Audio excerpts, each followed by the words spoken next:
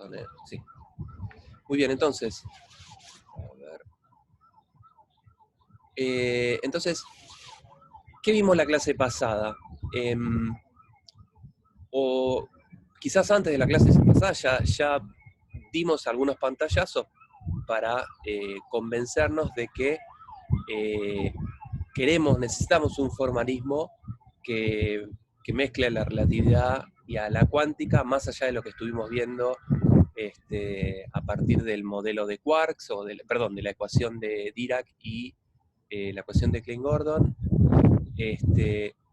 atendiendo al hecho de que ya habíamos visto que la fenomenología de la ecuación de Dirac en particular, vimos con un pozo de potencial que, siendo que la ecuación de Dirac está descrita en términos de una función que llamamos función de onda psi, que pensamos que representaba una partícula, vimos que eventualmente, dependiendo de cuán alta sea la energía en un problema dado, el número de partículas no se conserva, y entonces esa psi en realidad representa la entidad que da cuenta de la cantidad de partículas que podrían eventualmente crearse en un problema dado.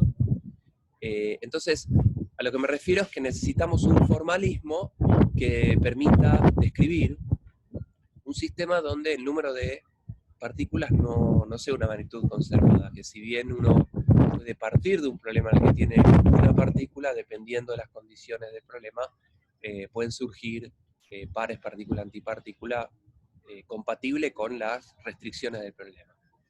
Entonces, queremos un formalismo que dé cuenta de esto.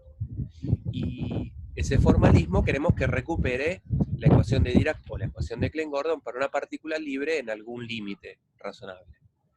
Entonces lo que empezamos a hacer desde la clase pasada, y vamos a dedicarle un par de semanas, es a construir una teoría que en general se le suele dar el nombre de teoría cuántica, es una teoría cuántica de campos. Entonces, en la clase de hoy y en las subsiguientes vamos a tratar de enfatizar a qué nos referimos con un campo. Una teoría que nos permita describir las interacciones fundamentales, en particular la electromagnética, la fuerte y la débil. ¿Sí? Lo interesante que empezamos a ver la clase pasada es que el grueso de este formalismo, ustedes ya lo conocen. Y en particular lo que vimos el martes pasado fue un repaso sobre la teoría lagrangiana de medios continuos. Y vimos cómo es que uno, partiendo del lagrangiano de una partícula, puede extenderlo al lagrangiano de un sistema en un continuo. ¿Sí? Y vimos cómo es que uno, en particular, obtiene las ecuaciones de movimiento a partir de ese lagrangiano, ¿no? Lo que llamamos las ecuaciones de Euler-Lagrange. Entonces, dado un lagrangiano, ese lagrangiano, a partir de las ecuaciones de Lagrange, uno puede describir la dinámica de un problema, las ecuaciones de movimiento. Al fin de la clase pasada vimos en particular 3 lagrangianos que vinieron de arriba, ¿no? O sea, yo les planteé 3 lagrangianos, vaya a saber de dónde vinieron, pero lo interesante es que las ecuaciones de Lagrange, de esos lagrangianos, a partir de un formalismo lagrangiano que es clásico, nos dieron las ecuaciones de Klein-Gordon, de Dirac y de Maxwell.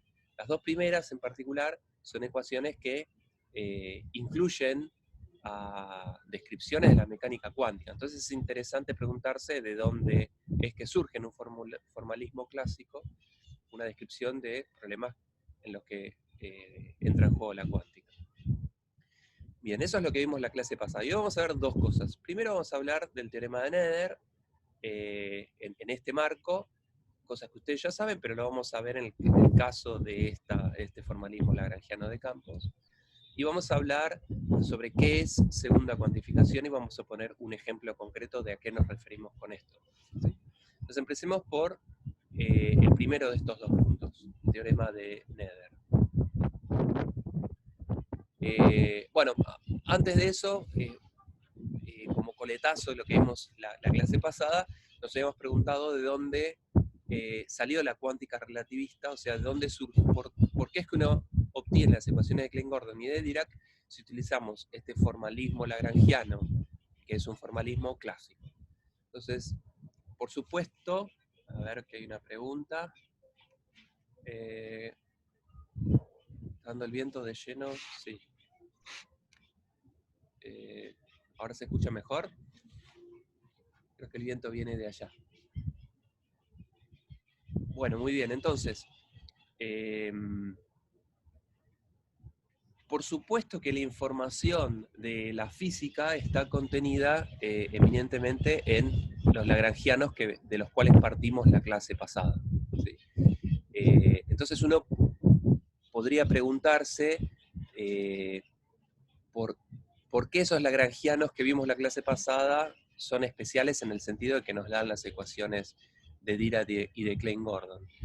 Y si lo piensan un poquito, son los lagrangianos más simples que uno puede construir atendiendo a los requisitos que uno necesita, ¿no?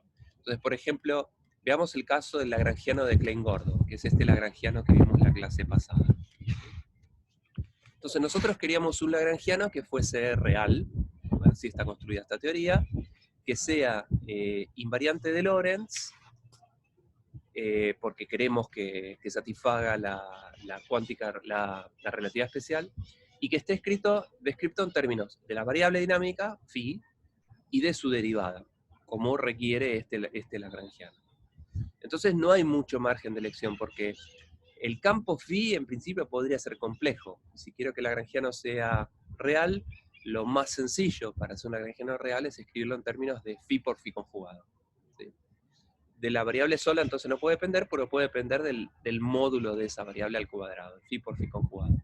Algo similar para las derivadas, no puedo tener una mezcla derivada, o podría tener una mezcla derivada con el campo, pero lo más sencillo es escribir un término que dependa de las derivadas y que sea real, escrito de esta manera, de mu phi conjugado de mu phi.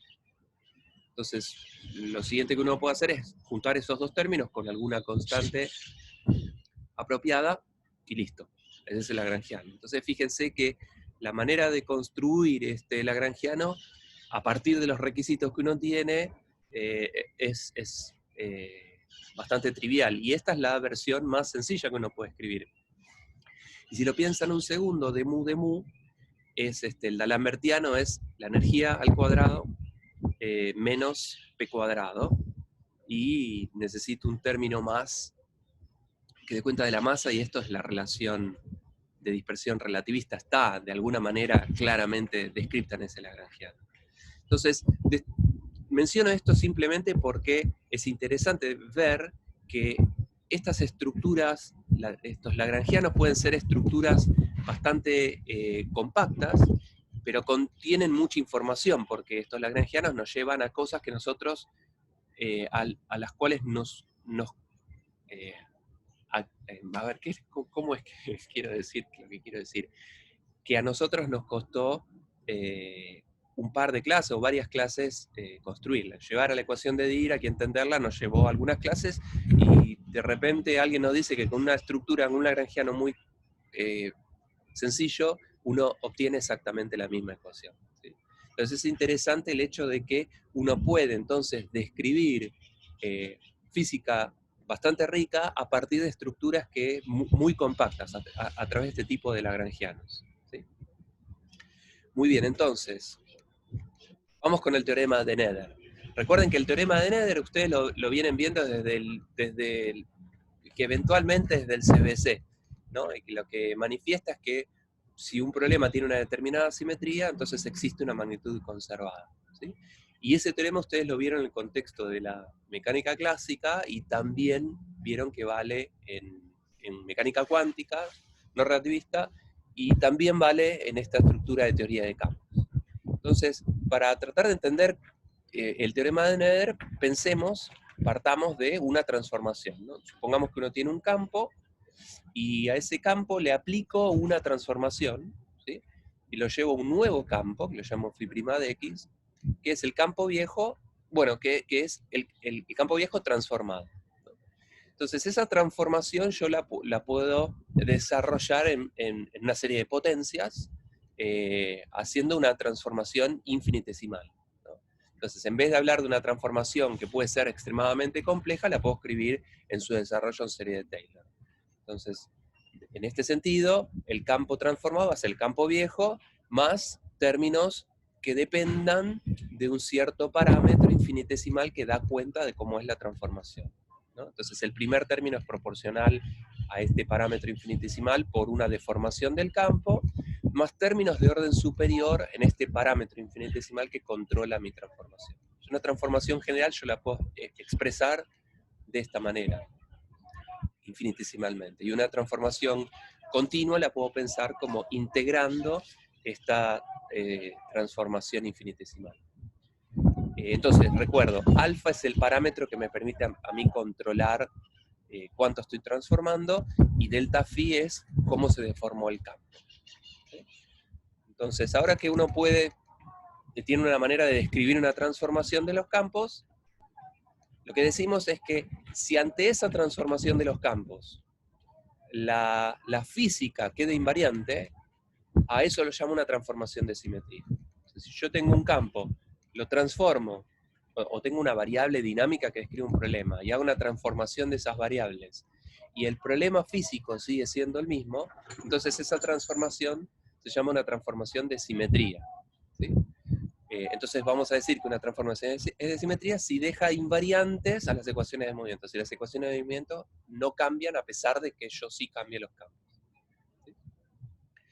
Esto pasa cuando la acción no cambia, lo que habíamos definido como acción la clase pasada, o si eventualmente la acción cambia en un término de con una cuadridivergencia. Y el porqué es que yo puedo cambiar el lagrangiano, pero el lagrangiano en definitiva no me describe, las ecuaciones de movimiento se derivan del lagrangiano, ¿no? Las ecuaciones de movimiento son las ecuaciones de Euler-Lagrange, y yo quiero que las ecuaciones de movimiento sean las mismas. Entonces tengo un cierto margen de libertad en la definición del lagrangiano. Mientras las ecuaciones de movimiento no cambien, el problema es invariante. Eso no significa que el lagrangiano no tenga que cambiar. Eventualmente, si uno agrega un término de superficie, es decir, una cuadridivergencia al lagrangiano, las ecuaciones de Euler-Lagrange son las mismas. ¿Sí? O sea que si uno tiene un lagrangiano y lo transforma en un nuevo lagrangiano, que es el viejo, a lo sumo con una cuadridivergencia, estos dos lagrangianos, L y L', dan exactamente las mismas ecuaciones de Euler-Lagrange. ¿Sí? Bien, entonces, si una transformación es tal que el lagrangiano permanece invariante o a lo sumo cambia con una cuadridivergencia, entonces decimos que esa transformación es una transformación de simetría. ¿Y el por qué? Es porque deja invariantes las ecuaciones de movimiento. ¿Está bien? Bien. Entonces, bueno, lo que dice el teorema de Nedre es que bajo estas condiciones, o sea, si uno está en una situación en la que una transformación de mi sistema deja invariante la física del problema, entonces lo que dice el teorema de Nedre es que hay una magnitud conservada asociada a esa transformación. ¿Sí? Y lo que queremos ver es una expresión general que nos permita decir cuál es esa magnitud que se conserva. ¿Sí? Por ejemplo, ante una transformación, ante una simetría de rotación, si un problema de una simetría de rotación, hay una magnitud conservada, esa magnitud conservada es el momento angular, por ejemplo. Ante una simetría de traslación, la magnitud conservada es el impulso. ¿Sí? La pregunta es, ¿cómo podemos obtener una expresión que, dado un lagrangiano general y una transformación en general, nos permita obtener cuál es esa magnitud conservada? Entonces, pensemos que yo transformo los campos, ¿no? Que al campo lo transformo como mencioné en la slide anterior. La pregunta es cómo cambia el lagrangiano en ese caso. O sea, el lagrangiano va a ser un nuevo lagrangiano, que será el lagrangiano viejo, más una deformación dada por este parámetro alfa, más alfa por algo que haya cambiado el lagrangiano. ¿Sí? Ahora, lo que cambia el lagrangiano, yo lo puedo desarrollar en términos de la derivada de cada una de las cosas de las cuales depende el lagrangiano, ¿no? El lagrangiano dependía del campo phi y de su derivada. ¿Sí? Entonces, una variación del lagrangiano es la derivada de lagrangiano respecto de una de sus variables, que es de mu phi, por cómo cambia, por la derivada mu de lo que haya cambiado el campo, más la derivada de lagrangiano respecto de la otra variable, por lo que haya cambiado el campo en particular. O sea, estoy reescribiendo una transformación de los campos, cómo impacta una transformación del lagrangiano. ¿Sí? Entonces recuerden que este alfa es este parámetro infinitesimal que me dice cuánto estoy cambiando las cosas. Ahora, voy a usar un truco que vimos la clase pasada, ¿no? Entonces quiero escribir quién es delta L. ¿Sí? Entonces delta L, según la expresión que acabamos de ver, tiene dos términos. El último lo dejo tal cual está. La derivada de L respecto de phi por delta phi, la derivada de L respecto de phi por delta phi es el último término de acá. Ahora este primer término lo voy a escribir de la siguiente manera. Fíjense que si yo tomo la derivada mu del producto de estas dos cosas, ¿sí? La derivada mu, entonces es la derivada mu del primero por el segundo sin derivar, más el primero derivado sin derivar por la derivada mu del segundo. Ahora esto último que acabo de decir, el primero sin derivar por la derivada mu de phi, es lo que tenía acá arriba.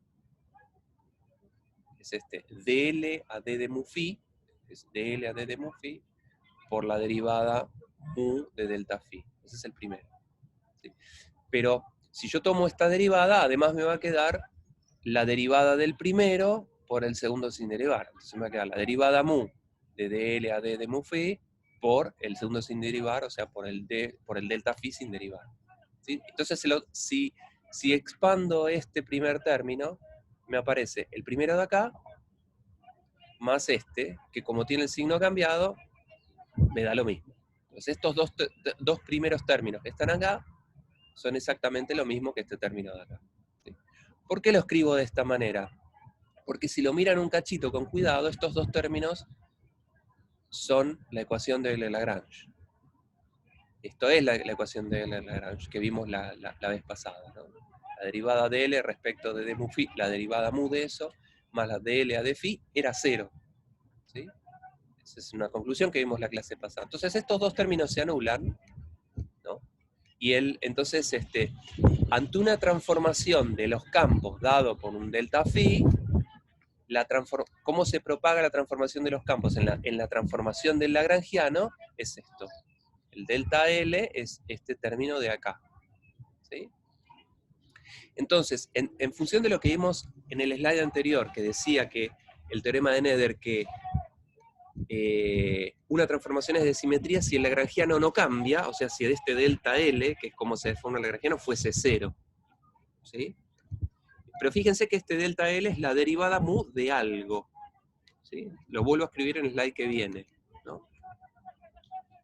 Lo que vimos acá, fíjense que este delta L es la derivada mu de esta cosa que está entre corchetes. ¿Sí? Recuerden que estos dos términos se anulan. Ahora esta cosa que está entre corchetes yo la puedo llamar J mu, por ponerle un nombre. ¿Sí? Ahora, si la derivada mu de J mu fuese 0, entonces esta delta L es 0, y si delta L es 0, el lagrangiano no cambió. Entonces, ahora doy vuelta al argumento. Si el lagrangiano no cambia, entonces tiene que haber un objeto J mu, que es este bicho de acá, cuya derivada sea 0, o sea, la derivada mu de esto es 0, para una transformación de simetría. Entonces puedo definir a J mu a lo que tenía entre corchetes en el slide anterior, y eventualmente le resto este K mu. Recuerden que este K mu era el hecho de que el lagrangiano podía a lo sumo diferir en una cuadridivergencia. No sé quién es esta cuadridivergencia, pero si existiese, entonces si yo se la resto, este J mu es tal que si la transformación es de simetría, o sea, si el lagrangiano queda invariante, entonces la derivada mu de este bicho tiene que ser 0. Porque si es 0, entonces esta delta L es 0 y el lagrangiano no cambió nada. ¿Está bien? Lo vuelvo a repetir. Si tengo una transformación de simetría, o sea, una transformación que deja invariante al lagrangiano, ¿sí? O a lo sumo que difiera en una cuadridivergencia de un objeto que llamo K mu, que no sé quién es, vamos a ver algún ejemplo para ver cómo se obtiene. Entonces, si la transformación es de simetría, el lagrangiano es invariante, y si el lagrangiano es invariante, hay una magnitud tal que la derivada mu de esa magnitud es 0. ¿Sí? De modo tal de que el lagrangiano no cambie, de que este delta L sea 0. ¿Sí? Entonces, esta es la expresión del objeto que se conserva. ¿Sí? Este bicho que está acá, este J mu, que lo defino de esta manera, dado un lagrangiano y una transformación de simetría, la magnitud conservada, o lo que llamo acá la corriente de Nether, es esta J mu. ¿Sí? Una observación más, la componente 0 de este J mu, pues recuerden que la derivada mu de J mu es la derivada respecto del tiempo de la J0 menos el gradiente de J1, J2, J3, igual a 0. Esta es la ecuación de continuidad. ¿Sí? Ahora, supongamos que esta ecuación de continuidad yo la integro en todo el espacio. La integro en todo el espacio, de 0 a infinito. Entonces, integro en volumen la primer componente y tiene que ser igual a la integral en volumen de la divergencia de J. Ahora, la integral de la divergencia a todo el espacio es 0. Todo lo que salga del universo, de alguna manera tiene que estar contenido en el universo, tiene que entrar, la divergencia de eso es 0. ¿Sí? Entonces, encontramos un objeto que es la derivada temporal de algo. ¿Sí? La derivada, esta d a de t puede salir afuera, entonces la derivada temporal de esta integral tiene que ser 0. Entonces voy a definir como q a esa integral, la integral de J0 integrado en todo el espacio, y eso es algo que se conserva, que es constante en el tiempo. Y eso es la definición de una magnitud que se conserva. ¿Sí? Entonces, lo que me dice el teorema de Nether en este contexto es que si una transformación es de simetría, o sea, si las ecuaciones de movimiento ante una transformación no cambian, entonces existe una magnitud conservada y es esta cuadricorriente que satisface esta ecuación de continuidad. Y la componente 0 de esa cuadricorriente, integrada en todo el espacio, es una cosa que se conserva. Y la vamos a llamar la carga, por ponerle un nombre, carga conservada. ¿Está bien? Bien, esto es una cosa general del teorema de Nether, tuneado al contexto de lo que estamos viendo. El concepto físico sigue siendo el mismo que vienen viendo desde el CBC. ¿Está bien? Muy bien, vamos a ver algunos ejemplos para ver cómo es que el teorema de Nether, cómo es que funciona en este marco. Entonces, consideremos un lagrangiano que solo tiene un término de energía cinética, la derivada mu de phi, la derivada mu de phi, o sea, un medio de p cuadrado.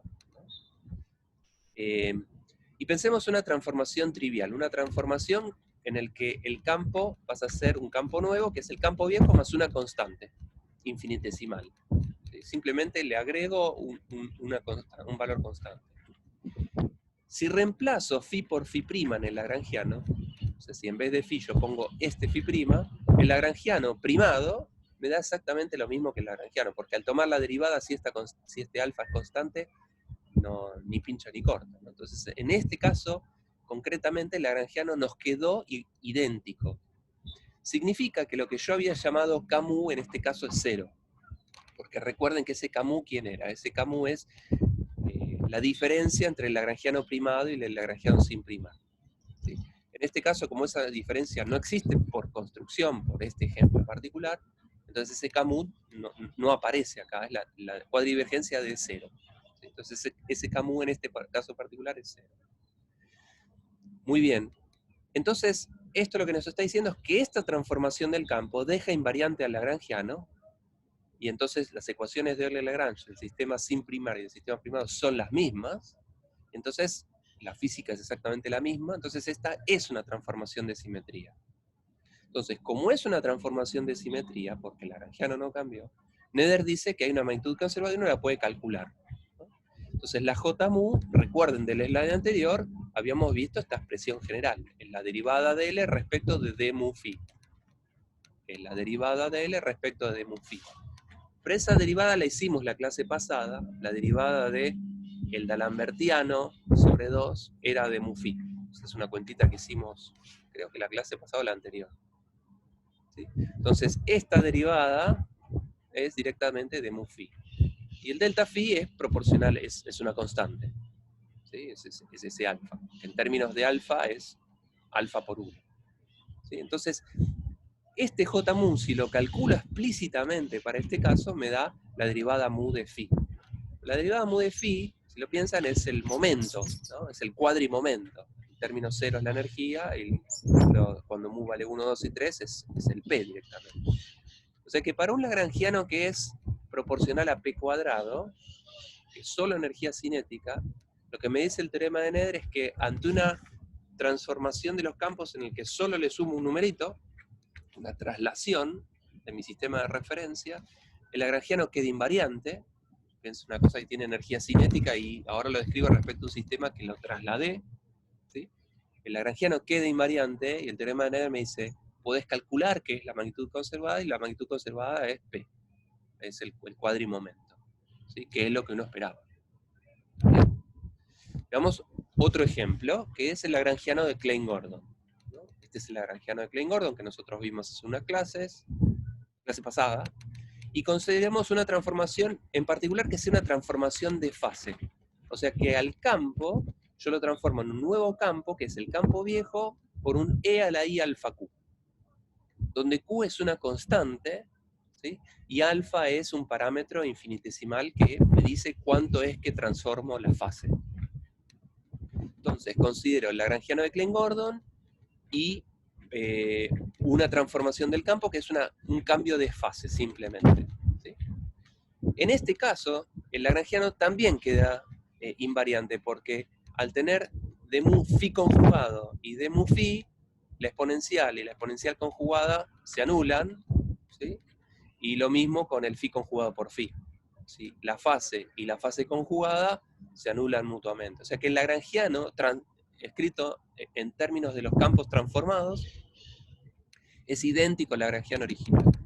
Con lo cual lo que habíamos llamado Camus en ese caso es cero también, porque no hay más ninguna cuadrivergencia acá. Es decir que el lagrangiano de Klein-Gordon es invariante ante una transformación de fase de los campos. Y eso es una observación interesante. ¿Sí? Si yo le cambio, de la misma manera que en cuántica, si la ecuación de Schrödinger yo le cambio la fase a la función de onda, la física sigue valiendo lo mismo, ¿no? Porque la física en el contexto de la ecuación de Schrödinger viene dado por el módulo al cuadrado de la psi. Es una densidad de probabilidad. Entonces cambiarle la fase no me altera la física. Lo mismo ocurre acá, algo análogo. La región de Klein-Gordon es invariante si yo le cambio la fase a los campos. Ahora, Noether me dice que hay una corriente conservada y uno puede tratar de calcularla. ¿Sí? Entonces, recuerden que la definición, la vuelvo a escribir otra vez, de la corriente conservada según el teorema de Noether era esta expresión de acá. Donde en este caso este Camus es 0 porque el lagrangiano me quedó idéntico al original. Y entonces tengo que calcular este bicho de acá. ¿Sí? Ahora, la derivada de L respecto de mu phi, respecto de mu phi, el segundo término no aporta nada, y el primero simplemente es la derivada mu de phi, ¿no? O sea, vuelvo a repetir, la parte, el primer factor de esta corriente conservada de Noether, que es la derivada de L respecto de mu phi, solo contribuye del lagrangiano de Klein-Gordon el primero, y la derivada del D'Alembertiano era directamente de mu phi. ¿Sí? Pero ahora tengo que calcular quién es este delta phi, ¿no? Con cuánto es que cambia el campo. Entonces escribamos cuánto cambia el campo, ¿no? O sea, la deformación del campo es el campo nuevo menos el campo viejo. El campo nuevo es el campo viejo con este cambio de fase. ¿Sí? Ahora, yo podría hacer un desarrollo en serie de la exponencial. El primer término de ese desarrollo en serie es 1, entonces me va a quedar phi menos phi, 0. El término que sigue es i alfa q por phi. Los términos subsiguientes son términos de orden superior en alfa. Es alfa cuadrado, alfa cubo, y como alfa es un factor infinito, estoy pensando en una transformación infinitesimal, el término dominante es i alfa q por phi. Entonces la deformación del campo es i alfa q por phi. Ahora, yo tengo esta derivada de la corriente la tengo que tomar respecto de d mu phi y respecto de d mu phi conjugado, porque recuerden que phi y phi conjugado no son la misma cosa, ¿no?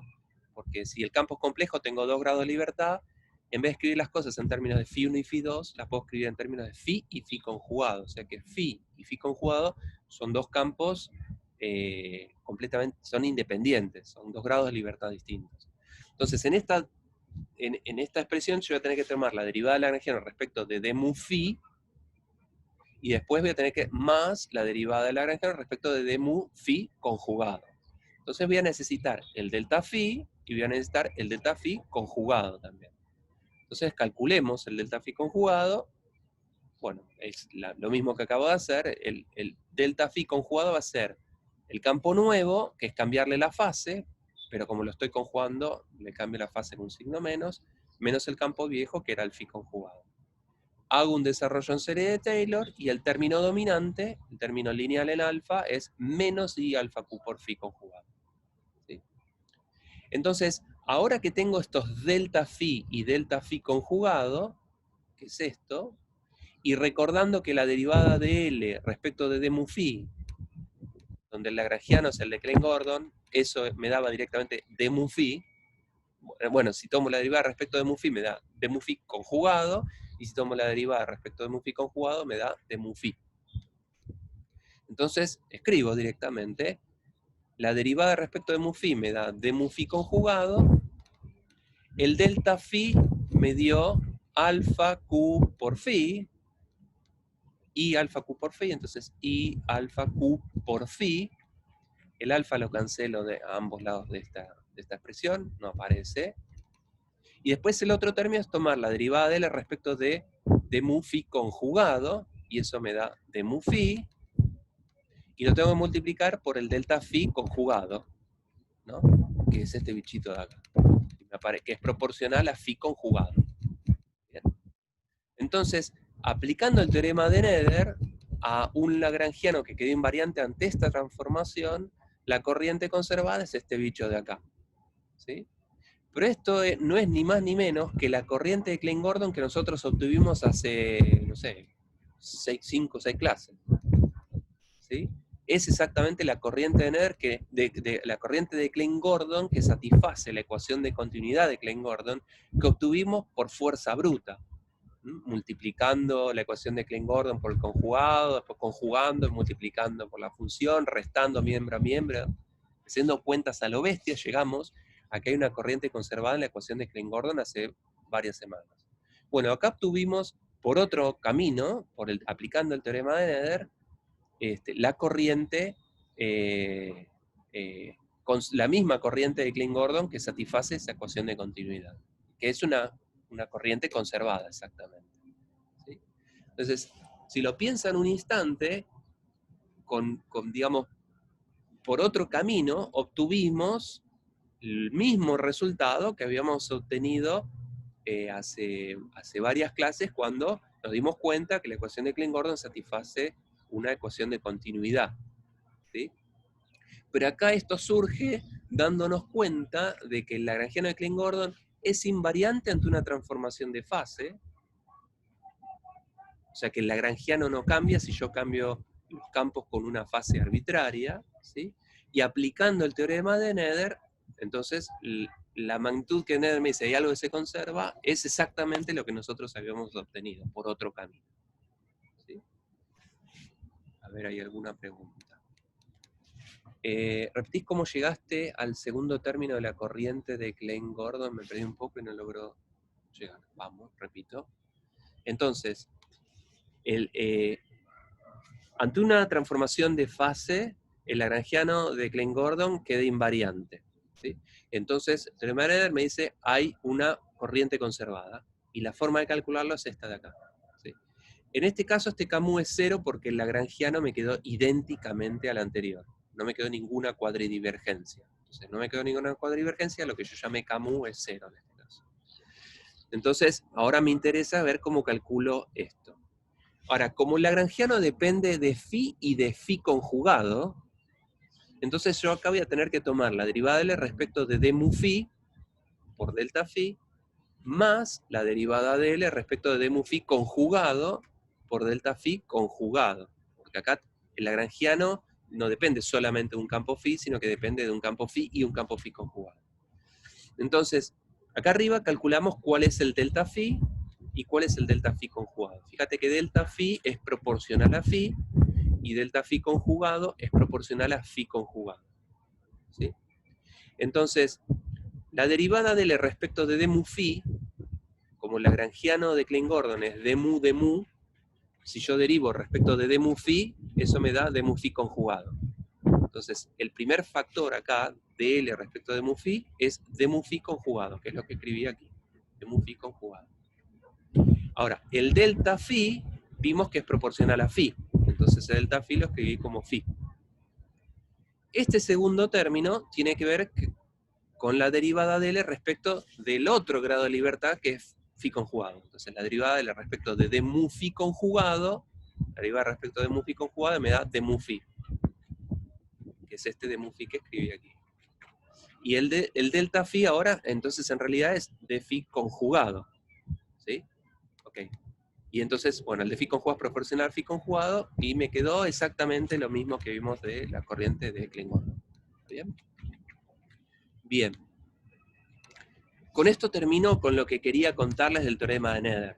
¿Sí? Entonces, es bastante sencillo. Desde el punto de vista conceptual es lo mismo que vieron en mecánica clásica, ¿no? Que si uno tiene un problema en el que hay una simetría, o sea, un problema que ante una determinada transformación la descripción de la física es exactamente la misma, entonces el teorema de Nether me garantiza que hay una magnitud que se conserva. ¿Sí? En este contexto lo que vimos es la expresión que tiene esa cosa que se conserva. ¿Sí? Y en el contexto del lagrangiano, que la descripción sea la misma, o sea, que el problema sea un problema donde hay una simetría, donde una transformación de las variables dinámicas del problema generan una simetría, se traduce en que el lagrangiano es invariante. O sea, si transformo los campos y el problema sigue siendo el mismo, o sea, si transformar los campos es una transformación de simetría, desde el punto de vista del lagrangiano, el lagrangiano tiene que ser o el mismo o a lo sumo diferir una cuadridivergencia. Entonces, si ocurre eso, bajo esas hipótesis, que si yo transformo los campos y el lagrangiano permanece invariante, a lo sumo con una cuadridivergencia, entonces estoy en los requisitos del teorema de Nether, las ecuaciones de Lagrange son las mismas, o sea, el problema es un problema de una simetría. Entonces, lo que dice Nether es, la magnitud que se conserva la pueden calcular ustedes con esta receta. ¿Bien? Y vimos algunos ejemplos de cómo hacerlo. ¿Sí? Bien. Cambiamos un poco de tema y vamos a ver el segundo aspecto de la clase de hoy, que tiene que ver con la cuantización de lo que llamamos cuantización del campo. ¿Sí? ¿A qué me refiero con esto? Lo que vimos la clase pasada era un formalismo lagrangiano que era clásico, donde las variables dinámicas, el Q y el P, eran una variable y su momento canónico conjugado. Pero en ningún momento hablamos de cuantización en ese modelo.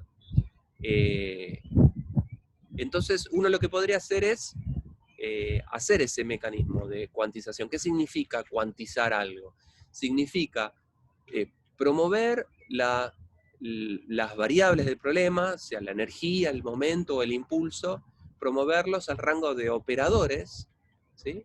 Que actúan sobre una cierta función de onda, y establecer las reglas de conmutación entre esos operadores. Esa es una manera de concebir la cuántica. ¿Sí? Es decir, cada observable físico está representado por un operador, entonces las variables dinámicas del problema tienen que estar descritas en términos de operadores con ciertas características, y uno tiene que establecer cuáles son las reglas de conmutación que hay entre esos operadores.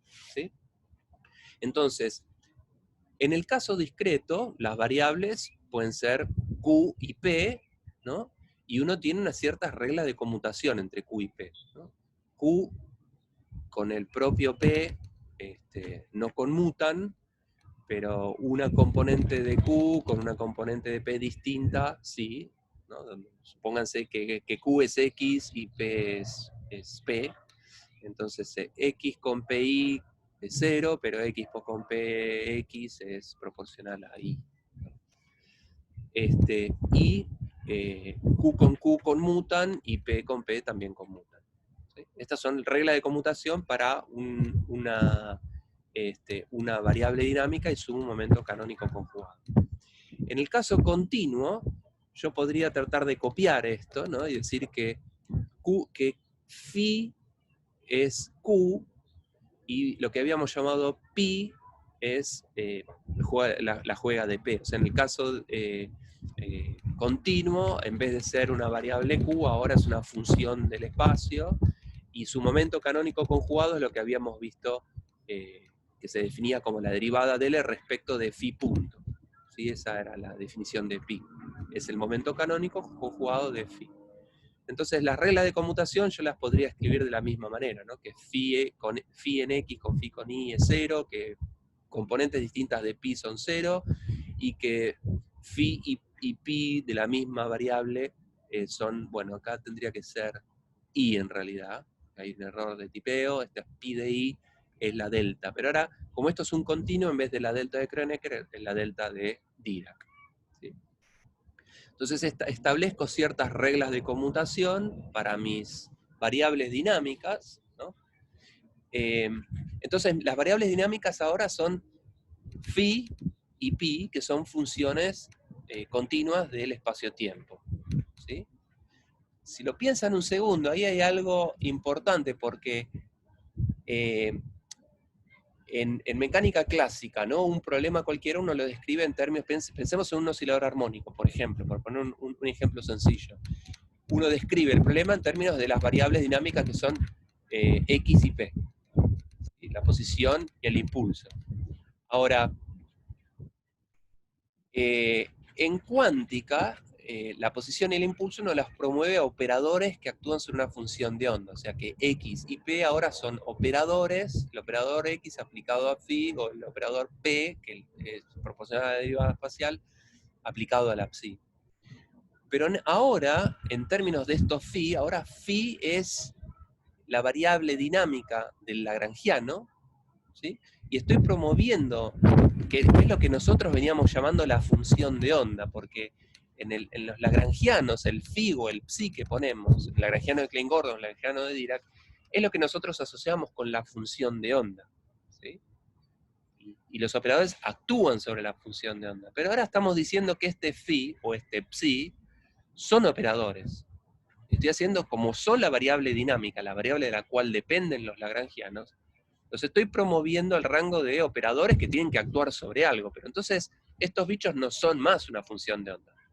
Son un operador que a su vez son la variable dinámica del problema. ¿Sí?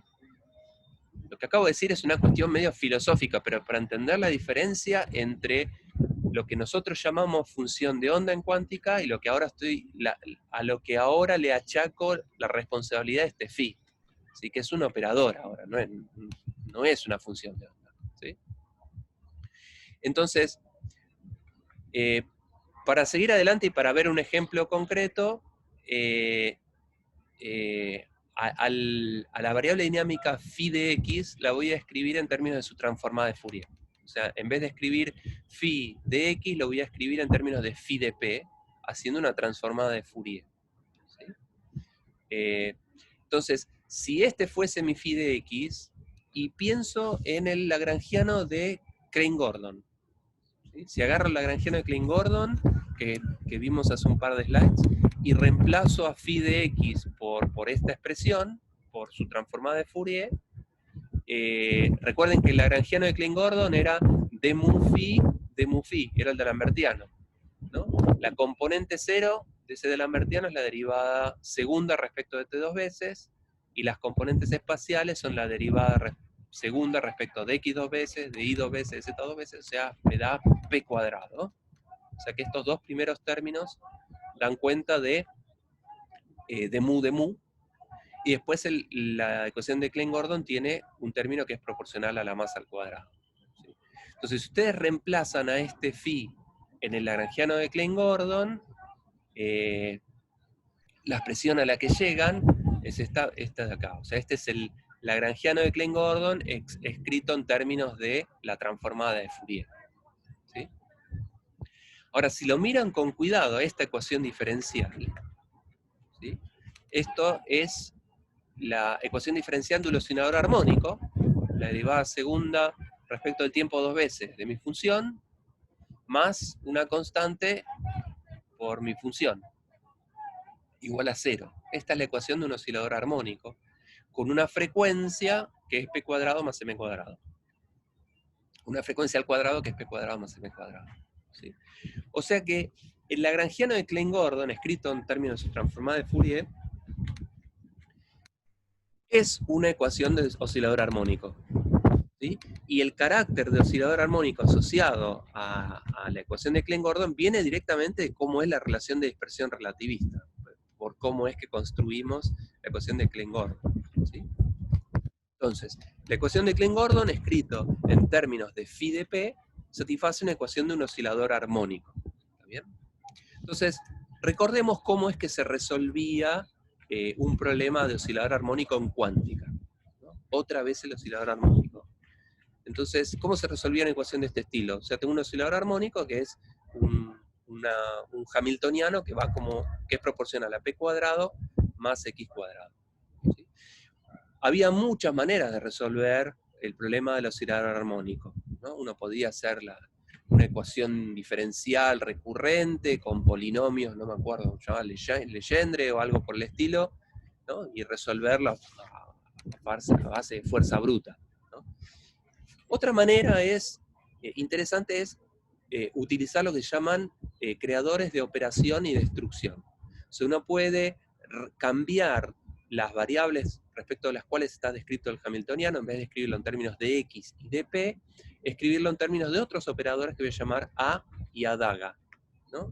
Que son dos operadores distintos. O sea, cambio la base xp a la base a adaga, donde x lo escribo de esta manera en términos de a y adaga, y p lo escribo de esta manera en términos de a y adaga. Ahora, como x y p tienen ciertas reglas de conmutación, a y adaga van a heredar la regla de conmutación de x y p, ¿no? Y si uno escribe el conmutador de x con p y dice que es IH barra, entonces uno puede determinar cuál es el conmutador de a con adaga. ¿Sí? Y en este caso, por cómo hemos construido x y p, a y adaga, el conmutador da 1. ¿Sí? Y haciendo esta sustitución, o sea, si reemplazo a x por esta expresión en términos de a y adaga, y si reemplazo a p por esta expresión en términos de a y adaga, el hamiltoniano, escrito en términos de a y adaga, se escribe como omega, que es la frecuencia del oscilador armónico, adaga a más un medio, ¿no? Y esto nos permite, y donde este a y adaga tienen ciertas propiedades, que es que si tengo un estado fundamental, o sea, un estado que tiene el mínimo de energía, ¿sí? Y el mínimo de energía es un medio de omega, entonces aplicarle el operador adaga lo que hace es aumentarme, o sea, me da un estado que es autoestado del hamiltoniano con autovalor de la energía un medio más 1. O sea, lo que hace es aumentarme en una unidad de omega la energía de mi sistema. O sea que este operador adaga, aplicado sobre un estado, lo que hace es llevar, sobre un autoestado del hamiltoniano, me lleva a otro autoestado del hamiltoniano con una energía que es la anterior más omega, h barra omega. Y eso lo que me está diciendo es que el oscilador armónico tiene un espectro de energías que está equispaciado, porque si este operador adaga, dado un autoestado de energía, me da uno, donde la diferencia es sumarle omega, si a este le hago lo mismo, le aplico adaga, me lleva a otro autoestado con una energía omega más grande, y así sucesivamente. ¿Sí? Entonces el espectro de energías del oscilador armónico está equiespaciado en unidades, en un paso que es omega, ¿sí? A partir de un cierto estado fundamental que es un medio de omega. ¿Sí? Entonces a este operador adaga uno lo llama el operador de creación, y el operador A es el que hace lo inverso. Dado un autoestado del hamiltoniano, A aplicado ese autoestado me da un autoestado del hamiltoniano cuya energía es más chico en una unidad de omega. ¿Sí? Y cuando llego al estado fundamental, A aplicado ese estado fundamental lo mata porque no tengo más a dónde bajar. ¿Bien? Y así es como uno obtenía de una manera relativamente elegante e interesante el espectro de energías de un oscilador armónico. ¿Está bien? Eso es algo que ustedes vieron en Física 4 y en Teórica 2. ¿Bien? Entonces lo que queremos hacer es quizás este mismo mecanismo, pero aplicado a nuestro caso del el hamiltoniano de Klein-Gordon, que satisface una ecuación de oscilador armónico. ¿Está bien? ¿Cómo sería eso entonces? Vamos a hacer algo similar, pero en lugar de reescribir el hamiltoniano en vez de términos de x y p, nuestro hamiltoniano ahora depende de phi y de pi, ¿no? Que son nuestros campos. La variable dinámica no son x y p, sino que son phi y pi, ¿no? Entonces, en el slide anterior vimos que podíamos cambiar la base de variables de xp a y a daga de esta manera. Entonces, hagamos lo mismo con phi y con pi. Las variables, en vez de ser x y p, en nuestro caso son phi y su momento canónico conjugado. Y entonces, recuerden que habíamos escrito la transformación de Fourier. Y voy a reemplazar a las cosas de esta manera. En vez de tener operador de creación y destrucción, voy a poner un operador de creación y destrucción, pero para cada modo de Fourier. ¿Sí? Entonces, como a X lo escribía en términos de A y a daga, lo mismo voy a hacer con phi, lo voy a escribir en términos de A y a daga, pero como lo escribí esto en términos de la expansión en una serie de Fourier, de una transformada de Fourier, voy a agarrar un operador de creación y destrucción para cada modo de Fourier. ¿Sí? Entonces, de la misma manera que antes, como phi y pi tienen unas ciertas reglas de conmutación, entonces A y A daga también van a tener las mismas reglas de conmutación. ¿Sí? La heredan de phi, del conmutador de phi y pi. ¿Sí? De la misma manera que A y A daga tenían una cierta regla de conmutación que heredaban de cómo conmutaban X con P. ¿Está bien? Muy bien. Ahora que tenemos escrito phi y pi en términos de estos creadores estos operadores de creación y destrucción, uno puede escribir el hamiltoniano, ¿no? El hamiltoniano, recuerden que era pi por phi punto menos el lagrangiano. ¿Sí? Si reemplazan a quién es pi, quién es phi punto y quién es el lagrangiano, la expresión del hamiltoniano que nos queda es este bicho de acá. Entonces el hamiltoniano de Klein-Gordon, o sea, si uno usa el lagrangiano de Klein-Gordon, el hamiltoniano de Klein-Gordon me queda escrito en términos de la transformada de Fourier, lo estoy escribiendo en términos de P, no en términos de la posición, no del espacio-tiempo, sino en el espacio de momentos. Y fíjense que me quedó el omega P, ¿no? Que era, recuerden que el omega era la raíz cuadrada de P cuadrado más M cuadrado. El operador de creación por el operador de destrucción más un medio de este conmutador. O sea, esto es muy parecido a lo que habíamos visto en el slide anterior de cómo quedaba el hamiltoniano de un oscilador armónico. Había un término que era el operador de número, A daga A, más un término constante. ¿Sí? Entonces, vuelvo a reescribir las cosas de los slides anteriores en uno mismo para que quede un poco más claro. Entonces vimos que el hamiltoniano de Klein-Gordon en este formalismo se parece al hamiltoniano de un oscilador armónico. Entonces recordemos que el hamiltoniano de un oscilador armónico cuántico uno lo podía escribir en términos de operadores de creación y destrucción A, daga y A, y la pinta del hamiltoniano era A daga A más un medio por omega, era el hamiltoniano. A ver si hay una pregunta. Me perdí la parte en la que represas la forma de Fourier en L. Lo único que dije en el slide anterior es que esta es la expresión en general de, dado un lagrangiano, cómo escribir el hamiltoniano. ¿sí? Ahora, el lagrangiano que estoy considerando es... ¿antitransformaste? No, no, no, no. Esta expresión, hasta acá, esta es la expresión general de cómo se escribe el hamiltoniano.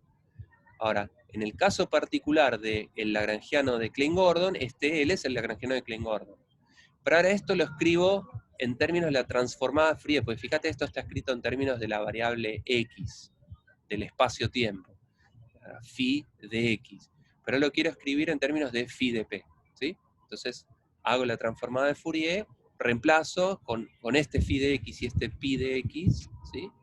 Y la expresión que me queda es esta acá. Entonces, volviendo, en el hamiltoniano de un oscilador armónico en cuántica, uno lo puede escribir en términos de este operador adaga A, que es el operador de número, cuyos autovalores son un número natural, ¿sí? Adaga A más un medio.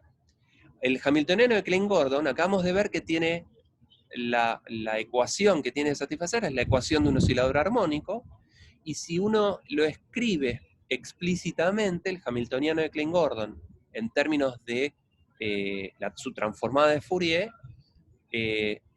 me queda algo muy parecido, ¿sí?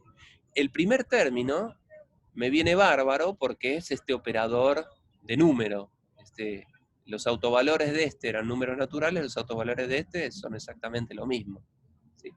Este último término es muy parecido, ¿no?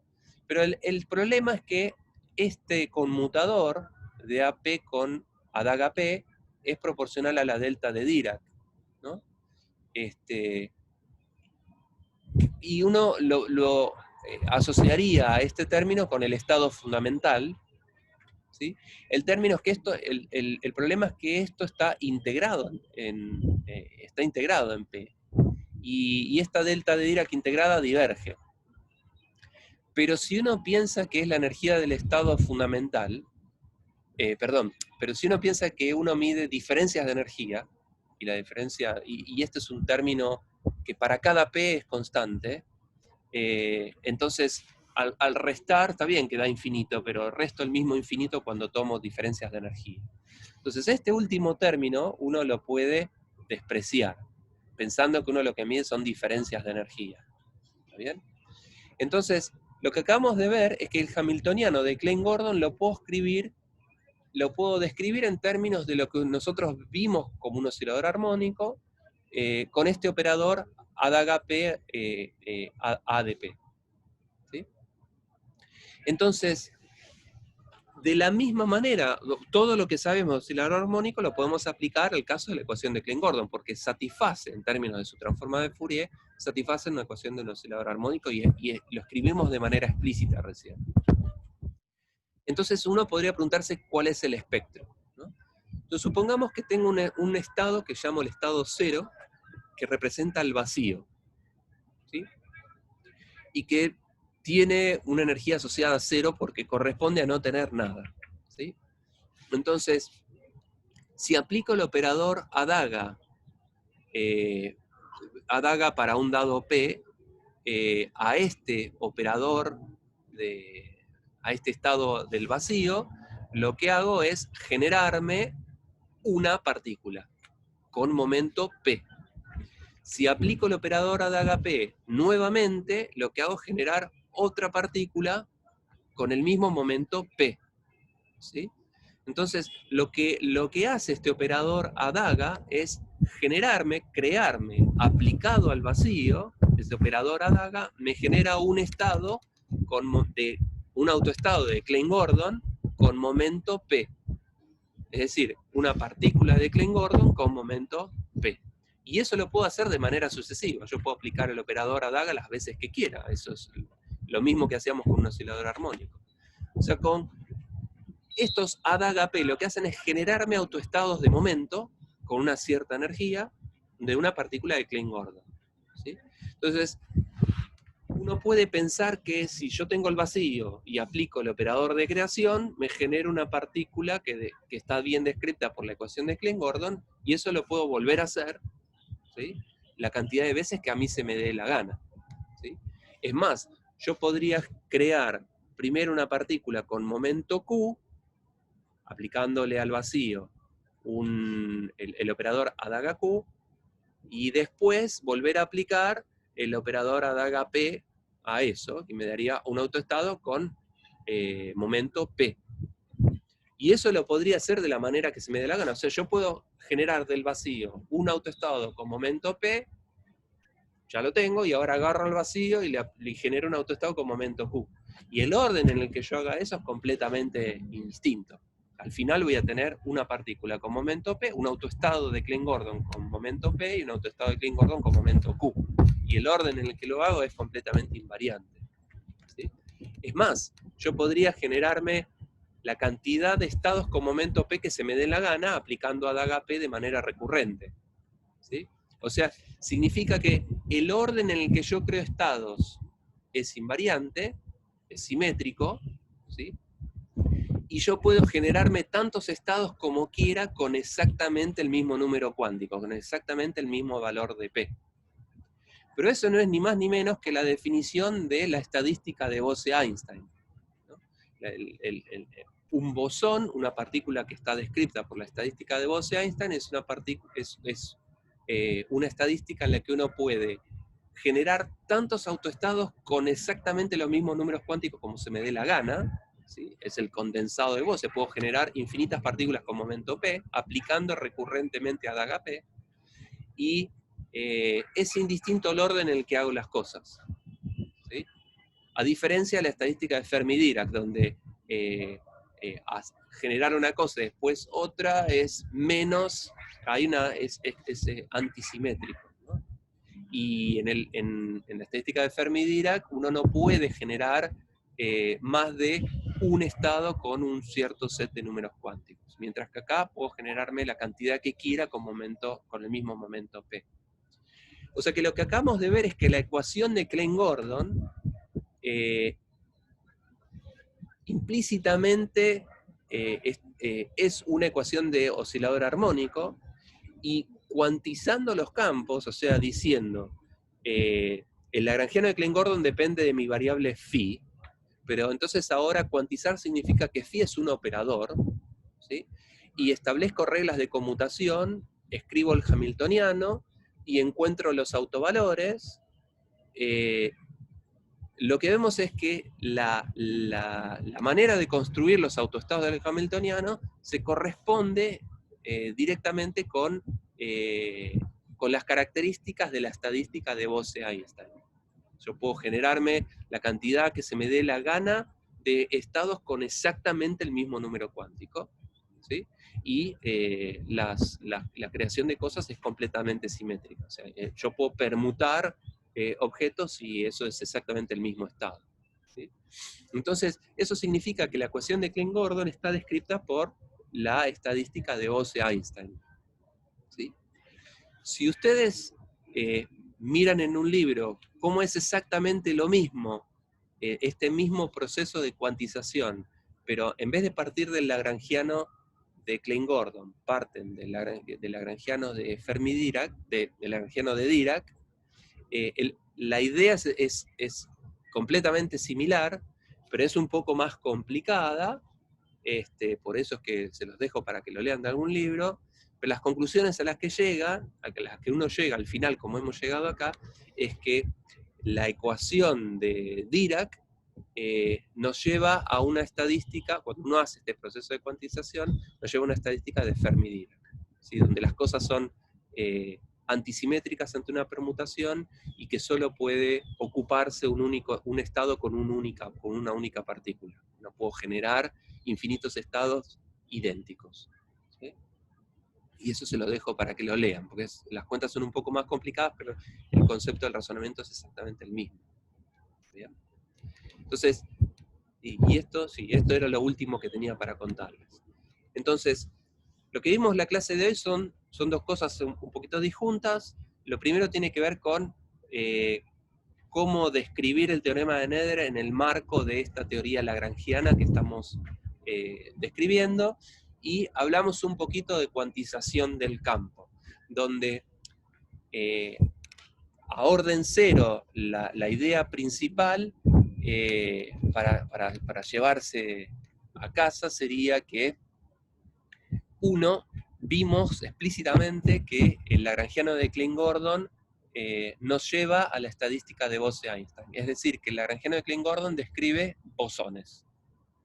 De manera análoga, si uno hace las cuentas que yo no hice en esta clase, la ecuación de Dirac nos lleva a una estadística que es la de Fermi-Dirac.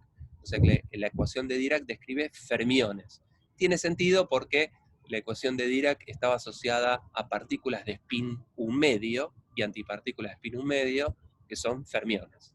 Entonces la ecuación de Klein-Gordon es una ecuación cuántica relativista que describe bien a bosones, y la ecuación de Dirac es una ecuación cuántica relativista que describe bien a fermiones.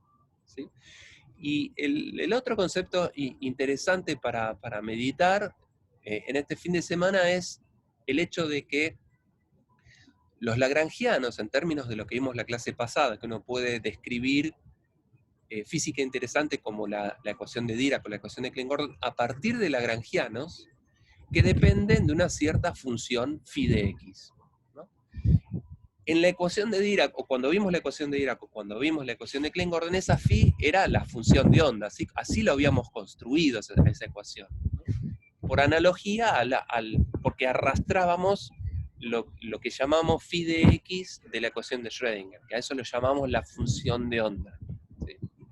Ahora, lo que estamos viendo acá es que cuando uno cuantiza estas cosas, lo que está diciendo es que la variable dinámica de la cual depende el problema, que en este caso concreto es lo que nosotros llamamos función de onda, es esta phi de x, en realidad la tengo que promover al rango de operador. ¿Sí? O sea, es un ente matemático que opera sobre un cierto estado y me da, un estado, un autoestado. Entonces, esta phi de x que llamamos función de onda ya no es una función de onda, es un operador que actúa sobre un cierto estado y me genera la dinámica de mi problema. Entonces, esta phi es un objeto, es la variable dinámica de nuestros lagrangianos que contiene la información de qué le pasa a mi sistema, pero eventualmente me permite a mí generarme todas las partículas necesarias compatibles con el problema. Pues recuerden que habíamos visto cuando vimos el escalón de potencial que el número de partículas no era una magnitud conservada. Y esta phi es una entidad que me permite a mí crear, con operadores de creación y destrucción, la cantidad de estados necesarios compatibles con las condiciones del problema. O sea, esta phi lo voy a llamar entonces no función de onda, sino que lo voy a llamar campo. ¿Sí? Si estos fuesen, por ejemplo, un campo de electrones, ¿no? Esta phi representa no a un electrón, sino a todos los posibles electrones que pudieran surgir de un problema. ¿Sí? Entonces lo llamo el campo de electrones, porque de esta phi yo puedo generarme la cantidad de estados necesarios que sean compatibles con las condiciones del problema. ¿Está bien? Esa es otra noción interesante de que esta phi no es una función de onda en el sentido de lo que uno veía en cuántica, sino que es un operador que me permite a mí crear del vacío los estados necesarios. ¿Sí? Y a eso lo llamo, no la phi de un electrón, o la phi de un fotón, o la phi de la partícula de interés, sino el campo de todos los posibles electrones que puedan aparecer en el problema. ¿Está bien? A ver, una pregunta.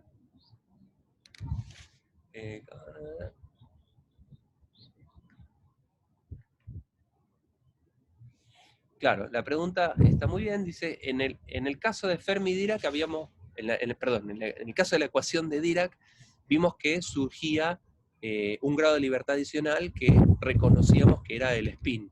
Entonces la ecuación de Dirac describe fermiones de spin 1 medio. En el caso de la ecuación de Klein-Gordon, lo que acabamos de ver es que describe partículas o estados que siguen la estadística de Bose. O sea, lo que acabamos de ver es que satisface la estadística de Bose-Einstein, por esto que acabamos de ver recién. Y entonces escribe bosones, o sea, y bosones son partículas que tienen spin entero. Lo que acabamos de ver es este slide.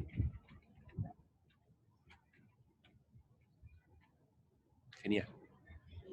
Bien, ¿cómo sigue esto? La clase que viene vamos a empezar a ver un tipo de simetría muy particular que se llama simetría de gauge y que es la piedra angular de la construcción de la teoría que llamamos ahora modelo estándar, ¿sí? O sea, la interacción electromagnética, la interacción débil y la interacción fuerte se pueden describir dándose cuenta que la naturaleza respeta ciertas simetrías que se llaman simetrías de gauge. Entonces, en la clase que viene vamos a ver qué significa, cuál es el concepto de qué es una simetría de gauge, y las clases subsiguientes vamos a explotar estas simetrías que les voy a contar el martes que viene para construir el electromagnetismo, la interacción débil y la interacción fuerte. Eso nos va a llevar algunas semanas, 2 o 3 semanas, 2 semanas, 4 o 5 clases. Construye sobre esta teoría lagrangiana que acabamos de ver. O sea, tenemos el lagrangiano de Dirac y de Klein-Gordon, vamos a usar el lagrangiano de Dirac y vamos a ver que si satisface cierta simetría, uno recupera, por ejemplo, el electromagnetismo. Entonces inicia el martes que viene una seguidilla de 4 clases en las que vamos a darle interés a tratar de sacarle la mayor cantidad de jugo posible a lo que es la noción de simetría de gauge. ¿Sí? Bueno, esto es todo lo que tenía para contarles hoy.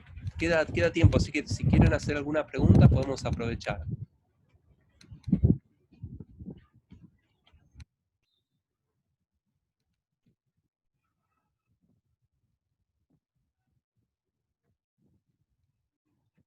Parece que no.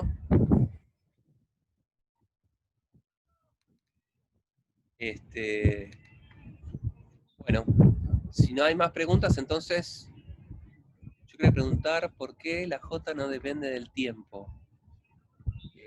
La J, cuando vimos esta corriente de Nether, decís. La J es lo que sea, dado el lagrangiano, esta corriente conservada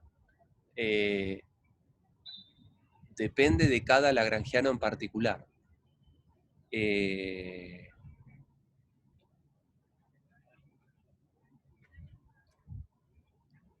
La J, esta J0. Muy bien. Entonces, la pregunta es, ¿por qué la J0 no depende del tiempo? La cuestión es que el teorema de Nether me dice que hay una corriente conservada, o sea que satisface esta ecuación de continuidad, que la ecuación de continuidad es la vieja y conocida, ¿no? La derivada respecto de t de una cierta cosa menos el gradiente de una cierta corriente es igual a 0. Integrado a todo el espacio, al infinito, la integral de este primer término tiene que ser igual a la integral de esta divergencia. A la integral de la divergencia a todo el espacio es 0, entonces la integral de este objeto es 0. Ahora, esta derivada temporal yo la puedo sacar afuera, entonces lo que es 0 es la derivada respecto de t de la integral de j en todo el espacio. La integral de j a todo el espacio le doy un nombre, lo llamo q. Entonces, lo que me dice esto es que la derivada temporal de q es 0. O sea que si la derivada temporal de q es 0, q es una constante de movimiento. Y esa es una constante del problema. Y esa constante, esa magnitud que es constante, es una magnitud conservada. Entonces, y eso lo voy a llamar carga conservada. Entonces, esta integral de la componente 0 de la j mu, integrado en todo el espacio, es una magnitud conservada. No sé si eso responde a tu pregunta. Ok. Genial. Genial.